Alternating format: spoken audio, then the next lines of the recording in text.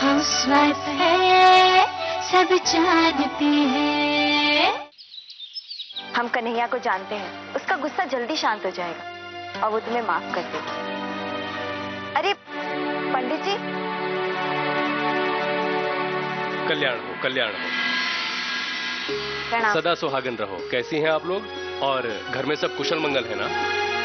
जी पंडित जी, भगवान की कृपा है। आप आइए घर पे, मम्मी जी आपसे मिलेंगे तो खुश हो जाएंगे। कल पूर्णिमा है और लाल बाग के मंदिर में कीर्तन का आयोजन किया गया है। बस वहीं जा रहा हूँ। तैयारी करनी है ना?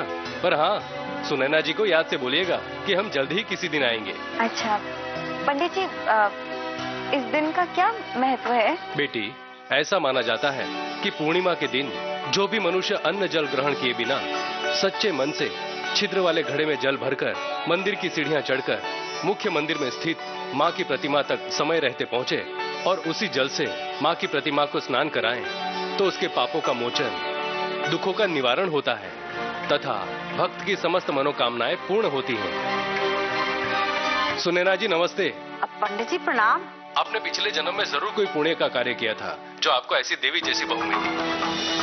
पंडित जी, हम समझ नहीं पा रहे हैं आप क्या कह रहे हैं। आपकी सोना बहू ने मंदिर की मूर्ति को स्वच्छ करने का निर्णय जो लिया है वो कोई साधारण कार्य नहीं है।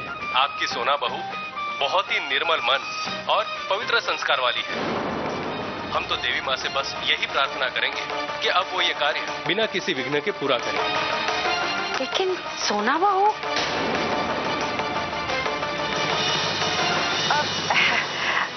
हाँ हाँ सब ठीक है, हम आपसे बाद में बात करेंगे। किसका फोन था? कुछ नहीं बेटा, वो क्या है कि सोना की दादी अम्मा का फोन था। अब हम उसको क्या बताते कि उसकी पोती ने क्या करतूतें की है। कुछ जरूरी पेपर्स लेने आए थे मम्मी जी। और हाँ, आज हम निकल रहे हैं बनारस। एक क्रिमिनल बहुत दिनों से हाथ नहीं आ रहा था, बस उसी की जाके तफ्तीश करेंगे। निकलते नहीं तो फिर निकल जाएगा वो हाथ से। ठीक है बेटा, जाओ और अपना ध्यान रखना। हाँ, अच्छा हुआ कि कन्हैया बाहर जा रहा है। वैसे भी हम कन्हैया के कानों तक सोना के प्रायश्चित अभियान का पता नहीं चलने देंगे, वरना कन्हैया का दिल तो मोह में पिघल जाएगा। और चाहे जो हो जाए, हम ये नहीं होने देंगे। ये लीजिए 20 रुपया चेंज। जब सोना दीदी दुकान पे आई थी घड़ा लेने तो दीदी छुट्टा लेना भूल गई थी, उन्हें बता दीजिएगा। घड़ा? लेकिन कौन सा घड़ा बेटा? अरे वही घड़ा जिसमें छेद था, जिसे सोना दीदी खरीद के ले आई है थोड़ी देर पहले। हम जानते हैं कि ये बहुत पुरानी मान्यता है, इसे करने से सत्य की जीत होती थी, लेकिन अब इस जमाने में ऐसा कुछ नहीं माना जाता है। हम नहीं जानते पंडित जी ने जो हमें बात कही है उसमें कितनी सच्चाई है, पर हम सिर्फ इतना जानते हैं कि ये हमारा अंधविश्वास नहीं। हम जो कर रहे हैं पूरी श्रद्धा से कर रहे हैं और हमें पूरा भरोसा है कि इस संकट में हम जरूर कामयाब होंगे। मम्मी जी, बिंदिया भाभी, रेनू भाभी, मम्मी जी वो सोना अपनी जिद में पागलपन कर रही है। मम्मी जी, सोना इतनी कड़ी धूप में लाल बाग के मंदिर की सीढ़ियों पर छेद वाले घड़े में पानी भरकर चढ़ रही है। घड़ा लेकर मंदिर की सीढ़ियों पे चढ़ना चाहती है तो उसे कौन रोक सकता है भला? आज तक उसने किसी की सुनी है? मम्मी जी, ऐसा कर पाना असंभव है। जिसने भी कोशिश की है वो असफल ही रहा है। कहीं सोना अपने आप को कोई चोट ना पहुंचा ले। मम्मी जी कुछ तो करिए। नीलम, सोना को अगर कोई रोक सकता है तो वो है कन्हैया। वो सिर्फ उसी की बात सुनेगी। मम्मी जी, हमें किसी भी तरह कन्हैया को रोकना होगा।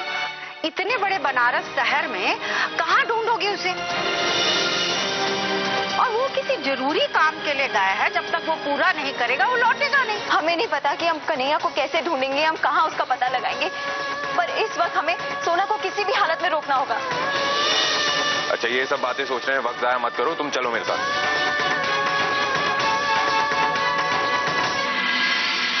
आजकल की मोबाइल कंपनियां भी बकलोल बनाती हैं, बताइए। इलाहाबाद से 100 किलोमीटर आगे बढ़ेंगे कि नेटवर्क गुल छूमंतर हो जाता है। हम कब से ट्राई कर रहे हैं, घंटी भी नहीं जा रही है। किसी कांस्टेबल का भी नंबर नहीं है, वरना उसे फोन करके बता देते।